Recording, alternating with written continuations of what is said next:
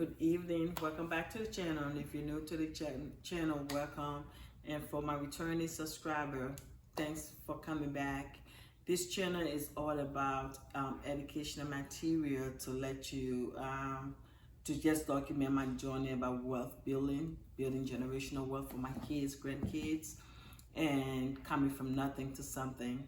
In previous video, I talked about how I was going to explain each rental, how I acquired the deal, and the cash flow and how much is rented out for. So today I'm going to be talking about rental number 4. That rental was acquired last year in March. So that the reason for getting this rental, I wanted a rental where I can do Airbnb.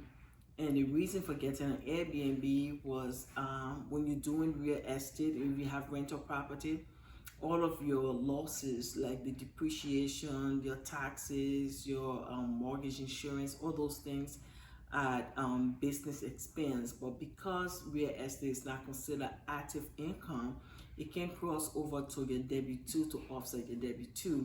So it just there as active passive income on your Schedule C.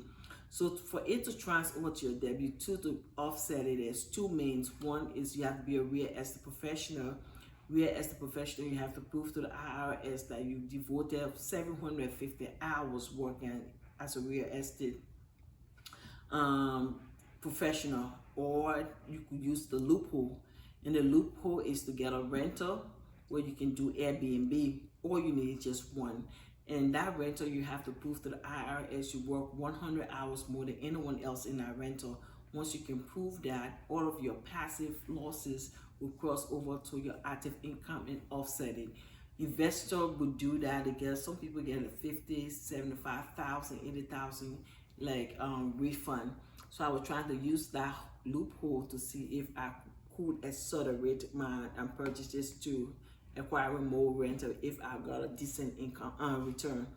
So the rental went on sale the end of 2023. When it went on sale, in a couple of weeks, it went on a contract. But I noticed in January it came from on a contract. I mean, whoever was buying it did not get approved or the necessary fund to continue the loan. So they came from on a contract and the house was relisted. The man that owned the house, he's a developer. He built that house for his mother, 2023. His mother lived in it for a few years, and then after she died, he decided he was going to upgrade the house and then put on the market.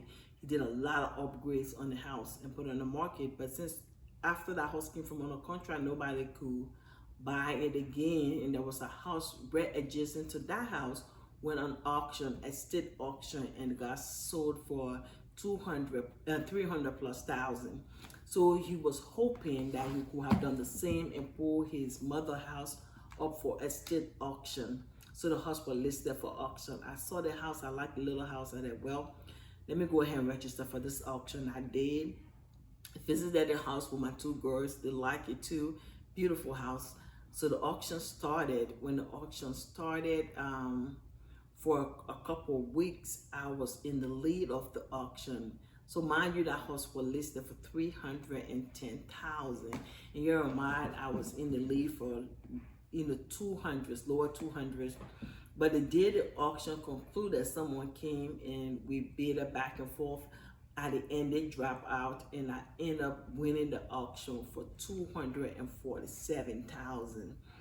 And for $247,000, that was way below what he expected to get. But anyway, he decided to go on with the deal. So I went ahead and tried to get funding. I did conventional loan on that home. The interest rate was 7.5, and the mortgage company at that time wanted for them to give me that 7.5. They wanted me to put 25% down. So I think I had to pay my own closing costs because it was auction. You can't ask for any concession. So the closing costs and the 25% down, I paid a little over $67,000 for that house. So when I got the house, before I could close, I started buying my supplies for my Airbnb. But mind you, when I was doing the process, my husband didn't see the house. After we closed, he went and saw the house. He's like, well, I don't think that house would work for Airbnb because of the location. He felt that location was too country or remote. And then I took a friend there to look at it. She said the same thing. She said he wanted to be close to town. So that kind of discouraged me, even though I was buying my materials for the Airbnb. And then I decided, well, let me just, while I'm decorating this place for Airbnb, let me put it on the market too. Whichever one would, go first, I will take. If somebody apply for a long-term rental, I would do a long-term rental. If no one's apply and I'm done with decorating, I was going to go live on Airbnb. So when I listed the house, within a day, I started getting inquiry. I listed it for $2,000 and I brought it down to like $1,995. And my best tenant came back and saw that house, liked it, and applied for it. I gave that house to a couple. They are very young, very respectful. The house is well taken care of. The mortgage on that house is $1,537, and I'm renting it for $1,995. So when you subtract the mortgage, I'm left with like $458 on that house. So that house brings monthly $458, and because it was a new house and he did a lot of upgrade, I have not had any kind of significant problem with that house. The tenant in the house got in April 2024. This year, April, their lease already expired. They reached out and said they wanted to extend the lease because they see themselves living in it for the foreseeable future. I told them, I said, you can stay as long as you want to. I didn't go up on the rent currently because the market is flat. Flat meaning that house right now, if I put it in the market, will rent less than what it's renting for today. So the excellent tenant, I left everything the same.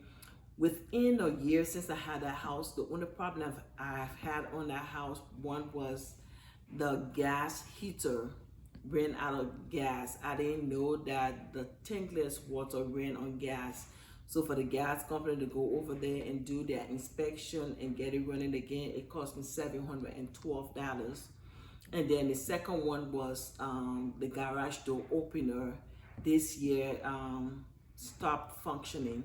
So I changed the garage door opener. That one cost me $576. So you can subtract it. Other than that, I have not had any kind of major problem with that house.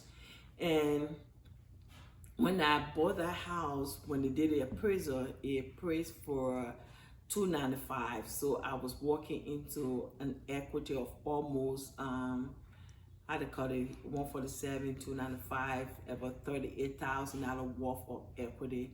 It's a decent house.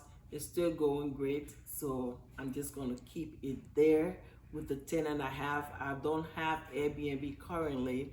Hopefully, I don't think it's gonna happen this year. Maybe next year, I can make use of that loophole where I can use the Airbnb loophole. But for now, I guess I'm gonna have to just keep it passive. So that is about rental number 4. And when I started this, from the time I started, I always had an empty house. But hopefully next month, I'm gonna be having my first tenant, not my tenant, that's a client or senior citizen moving into my assisted living. So once the senior citizen move into the assisted living, I'm going to be having rent from that house. That will be the first time I've had all of my rental bringing income. That will significantly increase the cash flow, and hopefully some of the debt I told you about, the credit card debt of 40-something thousand, I'm planning to kind of offset them. And I will go ahead again when I did the video on the 40-something thousand worth of credit card debt. A lot of people thought I went over there and swap card. When your credit is good, the banks usually write you, send you checks for 2%, for 3%, and 4%. And some of them gave you a year, 15 months to use the money and pay them back. So I usually use the kind of money, acquire assets, let's say cash flow producing assets, and then I use all my cash flow and just throw it towards the credit card and pay them off. So my credit cards are coming due soon, and I'm gonna come back to you and let you know how I'm planning to tackle the credit card and how I'm gonna get funds and bring the credit card down.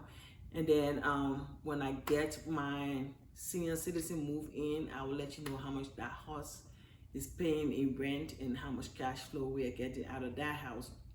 If you like my content, hit like and subscribe. Don't forget to give me a thumbs up. It helps the channel tremendously. And I appreciate you coming to watch my video. If you need my assistance in helping you put your money together, put your finances in the right place, don't hesitate. Just hit me up. I'll help you for free. I'm not doing